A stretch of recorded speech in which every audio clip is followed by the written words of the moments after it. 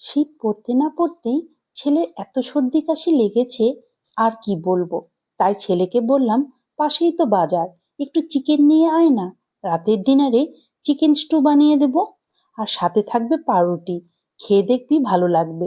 সবার প্রথমে চিকেনের মধ্যে নুন, গোলমরিচের গুঁড়ো, লেবুর রস আর আদা রসুন পেস্ট দিয়ে 30 মিনিটের জন্য ম্যারিনেট করে রাখবো। এবার এদিকে আমি কিছু স্টুর জন্য সবজি কেটে নিয়েছি। এরপর কড়াইয়ে তেল গরম করে অল্প একটু বাটার দিয়ে গোটা গরম মশলা ফোড়ন দেব, আর দেব পেঁয়াজ কুচি। পেঁয়াজটাকে হালকা লাল করে ভেজে চিকেন দিয়ে কিছুক্ষণ নেড়ে এক এক করে সব সবজিগুলো দিয়ে দেব।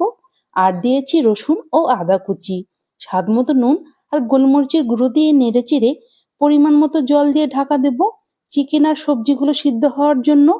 এবার বিনস দিয়ে আরও 5 থেকে 7 মিনিট ফুটিয়ে নেব। এখন একটি বাটিতে 1 চামচ কর্নফ্লাওয়ার আর জল দিয়ে একটি মিশ্রণ বানিয়ে স্টুর মধ্যে দিয়ে আরও কিছুক্ষণ ফুটিয়ে নামিয়ে নেব। এরপর উপর থেকে একটু বাটার দিয়ে পাউরুটির সাথে গরম গরম চিকেন স্টু পরিবেশন করছি। টাটা।